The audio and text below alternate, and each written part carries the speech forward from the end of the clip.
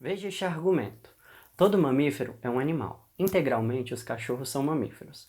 Todo ser humano é mamífero. Logo, qualquer humano pertence ao reino animal. Agora analise esse outro argumento. Todo mamífero é um animal. Integralmente, os cachorros são mamíferos. Qualquer ser humano é mamífero, então seja qual for o ser humano, ele pertence ao reino animal. Ora, se os seres humanos são animais e cachorros, por serem mamíferos, também o são, existe espécie do reino animalia que não é humana. Qual a diferença entre esses dois argumentos?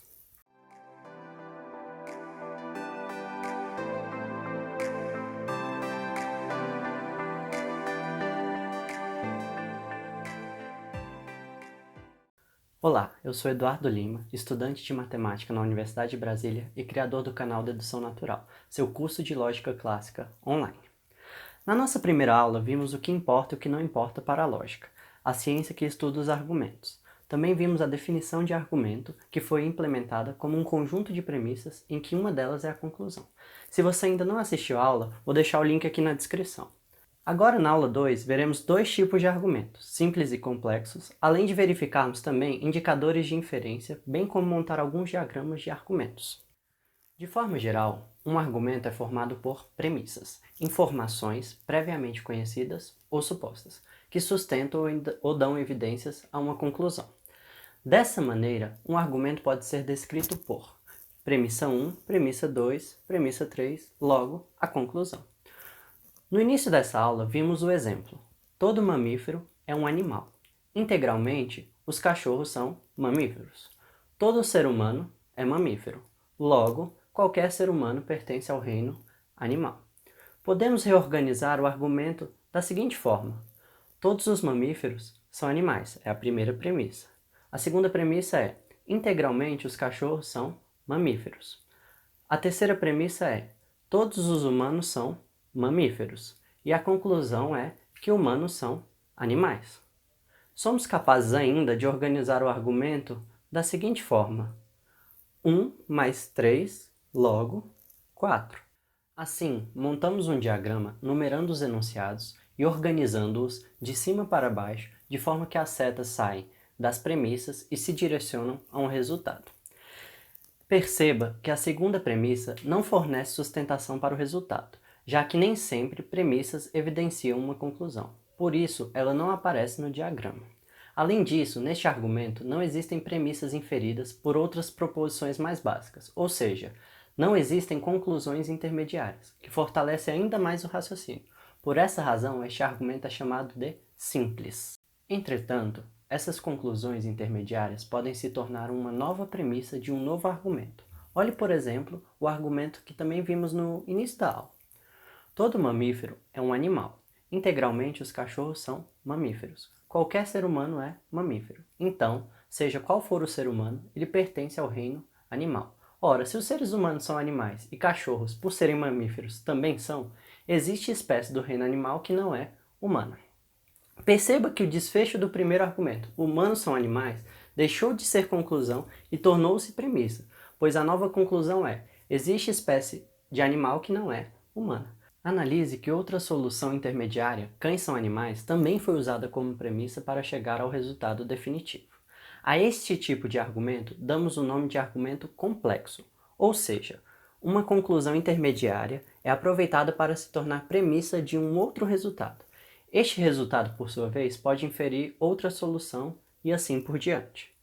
Em um argumento complexo, premissas básicas são axiomas, ou seja, as informações mais antecedentes possíveis que, em geral, fornecem evidência para uma conclusão intermediária. Já essa conclusão será chamada de premissa não básica, porque serve de justificativa para uma solução final. Veja que também podemos diagramar este argumento complexo. As premissas 1, 2, 3 juntas sustentam as conclusões intermediárias, que são os enunciados 4 e 5. Estes, por sua vez, fortalecem o resultado final, que é a proposição 6. Agora, veja estes outros argumentos. Animais vertebrados são caracterizados pela presença de crânio e coluna vertebral segmentada. Os artrópodes não possuem tais características, logo, artrópodes não são vertebrados. O segundo argumento é, já os peixes são considerados vertebrados, pois, além de possuírem coluna vertebral segmentada e crânio também apresentam outras características desse subfilo. Além da taxonomia biológica, ambos argumentos possuem uma característica em comum, a presença de indicadores de inferência. Na maioria dos argumentos, os indicadores de inferências estão presentes. São eles que assinalam uma possível tentativa de conexão lógica entre os enunciados. No primeiro caso, a palavra logo consiste em um indicador de conclusão. Já no segundo, o termo pois refere-se à premissa que sustenta o raciocínio do porquê dos peixes serem vertebrados. Quer dizer, indicadores de inferência são um conjunto de palavras que sugerem a existência de argumentação entre proposições. Ademais, eles são de dois tipos, indicadores de premissas e indicadores de conclusão. Alguns indicadores de premissas são pois, visto que, como mostrado pelo fato de, desde que, isto é verdade porque. Já entre os indicadores de conclusão estão implica que, então, logo, acarreta que, resulta, consequentemente, assim, desta forma, portanto, podemos deduzir que, e entre vários outros. Vejamos dois exemplos de indicadores de inferência. O primeiro exemplo. Todo ser vivo com célula eucariótica pertence ao domínio eucário. Os seres humanos são eucariontes, visto que possuem células com o núcleo cercado por uma membrana e com vários organelos. Qual o indicativo de inferência? Visto que. Como que ele é classificado? Como indicativo de premissa, já que para concluir que os seres humanos são eucariontes, a premissa é a descrição das células humanas. O segundo exemplo é: os fungos usados na produção de alguns queijos não são tóxicos. Portanto, estes queijos são seguros para o consumo humano. Qual é o indicativo de inferência? Portanto, como ele é classificado? Como indicativo de conclusão. Ele infere que alguns queijos com bolores são seguros para o consumo humano. Além dos indicadores de conclusão ou de premissas, temos também outros componentes que indicam um processo de raciocínio e que possuem a função de ligar dois ou mais enunciados que transmitem uma ideia. São eles: somente se, contanto que, se somente se, antes que, quando. Por exemplo, a espécie humana irá evoluir somente se atingir a plena igualdade de direitos. Aqui temos um único enunciado que sugere que a premissa seja atingir a plena igualdade de direitos. E a conclusão é: a espécie humana irá evoluir. Contrário a isso, nem sempre o aparecimento de indicadores de inferência significa a presença de argumento. Também como a ausência deles não significa ausência de argumentação. Lembre-se que a ocorrência de argumento só é obtida quando se pretende provar ou defender uma conclusão. Portanto, um indicador de inferência é um indício de argumentação. Porém, nem sempre a presença aponta para uma prova. Às vezes, pode designar apenas uma explicação. Por exemplo, suponha uma notícia jornalística.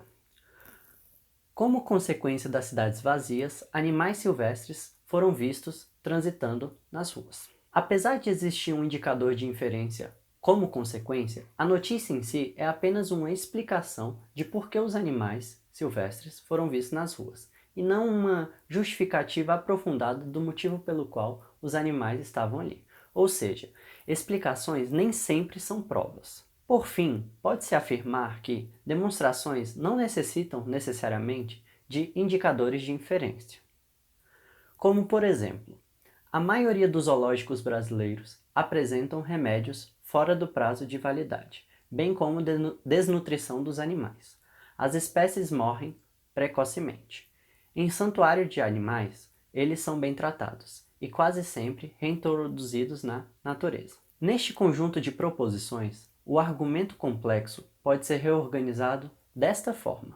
Primeira premissa: muitos zoológicos brasileiros apresentam remédios fora do prazo de validade.